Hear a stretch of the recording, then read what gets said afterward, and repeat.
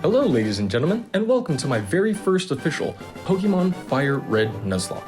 Now this is going to be a mini-series, 9 episodes, 8 for the gym leaders and 1 for the Elite Four, where I take you guys through a hardcore Nuzlocke of each vanilla series in the main games. This will start in Gen 3 and take itself all the way to the end.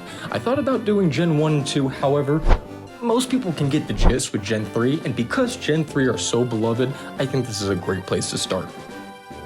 So without further ado, let's get into the rules. Rule 1. The first Pokemon in every new area must be caught. Rule 2.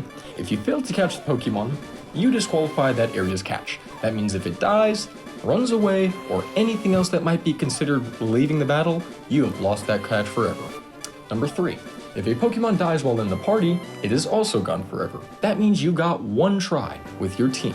If it doesn't make it, it's done. Party Pokemon may not exceed the current gym's ace level. So in order to make this harder and to prevent mass grinding, I'm going to list the level cap at every single gym, including the Elite Four, available for you guys to follow through, and you'll get a real-time adjustment. Rule 5. No healing items may be used in battle. 6. Battle mode must be configured to set. This is the difference between a Nuzlocke being on hardcore mode and being passively mediocre. If you put it on set mode, you can't switch out. Now there are 2 additional rules that I have not added to this list, and the reason why is because I think that they're considered kind of house rules. Most people disagree with them, maybe some people don't like them, but the way that I wanted to do this was a bones to the nose, raw Nuzlocke series.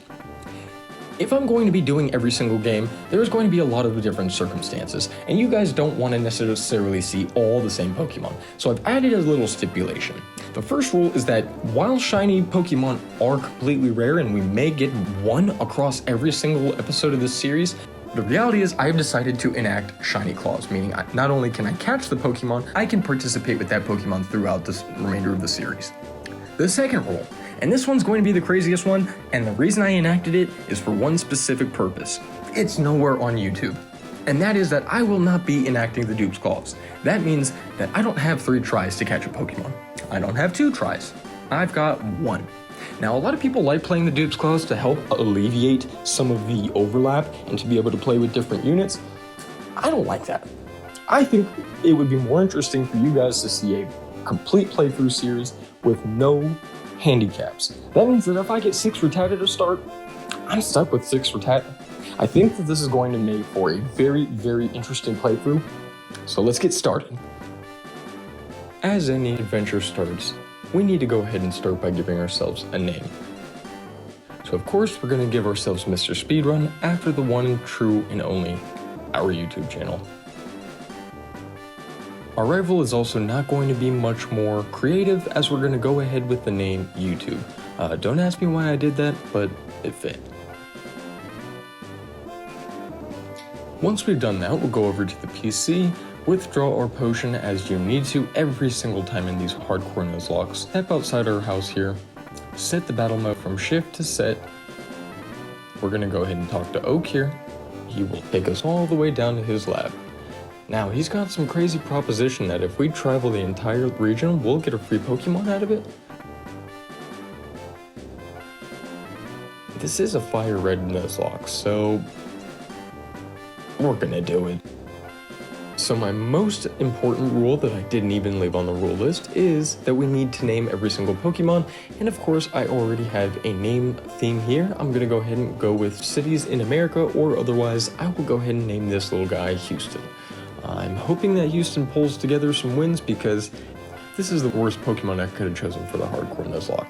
So he does have a relaxed nature, and I wouldn't necessarily say that's good, but whatever. It's the first Pokemon of the game. We're definitely going to want to fight our rival here. He comes out swinging, but we have a plan up our sleeves. The plan is we're going to mash the A button like crazy and hope that we just beat him, because it doesn't really matter if we lose, we still haven't started the run until Pokeballs are given. Oh, look at that, we go ahead and get level 6, beat him easy peasy, not even half the damage done. Alright, so our first objective after this is to go ahead and travel north, and then up here, we'll grab this first potion on the way back down, as we're grabbing some more experience from the wild Pokemon. we will go ahead and grab ourselves Ember. And then right before we get back, there's this little guy over here who will give us our second free potion before the Pokeballs have even gotten to us. This is looking pretty good.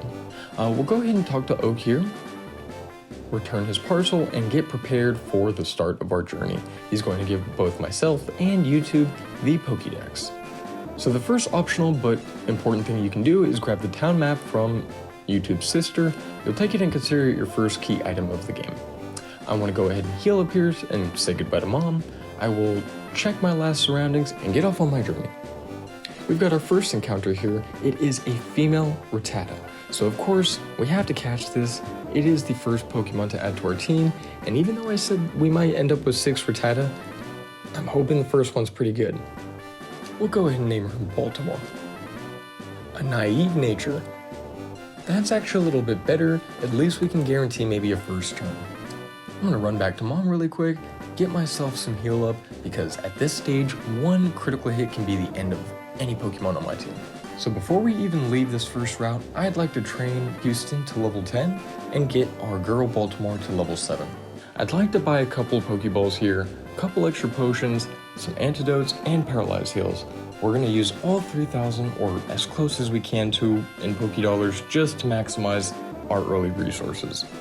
Once we've done that, we'll jump to Route 22 and pick ourselves up our third encounter, Mankey. I'm actually pretty excited about this one.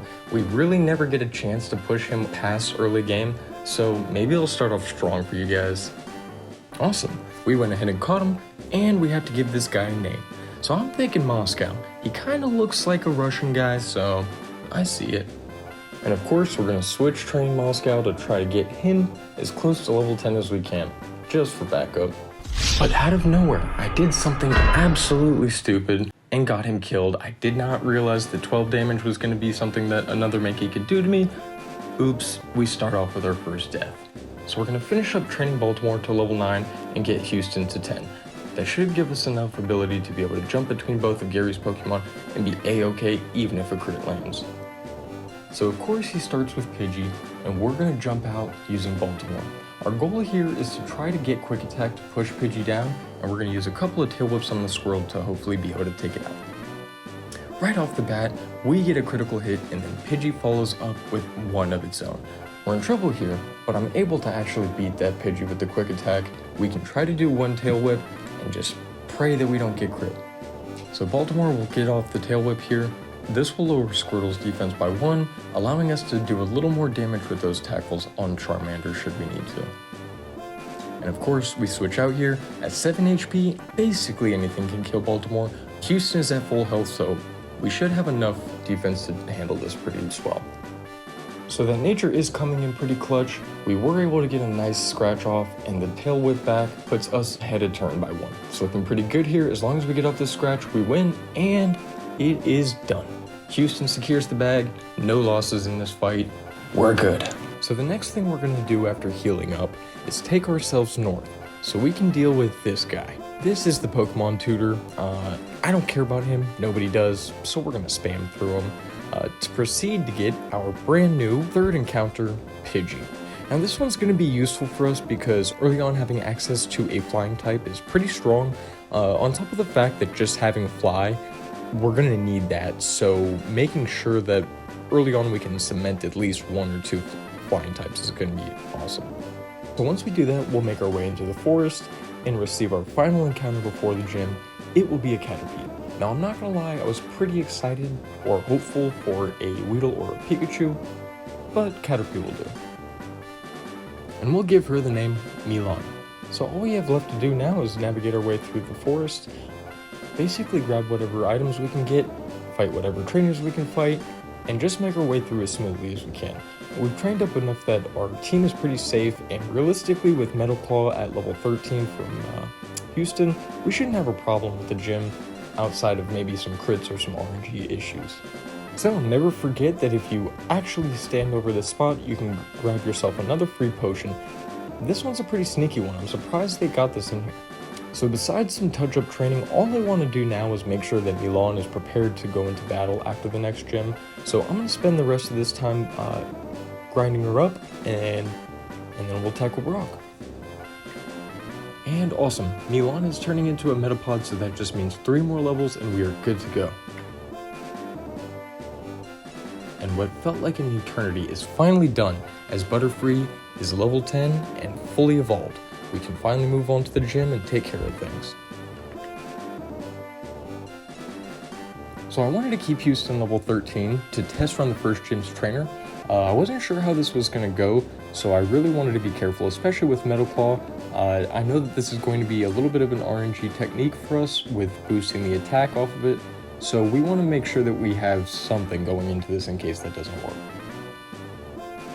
And it seemed like maybe I was overthinking it, as Houston just goes Metal Claw straight through Geodude, and once Geodude is dead, we attempt to get off the Metal Claw with Sandshrew just in case, but we missed anyways and realized this isn't even super effective, so a couple of Embers ended up taking it out and we're good to go.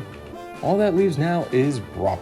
Now this is the battle that the entire episode has been waiting for. This is the one and the only. We've got to be very careful here.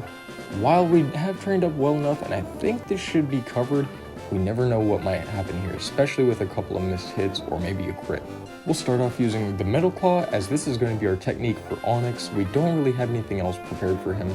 The Metal Claw hits off, and it does get us the attack boost. That was actually really clutch here.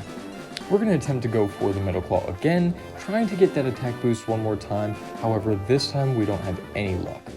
Geodude is down, and Brock will send in Onyx.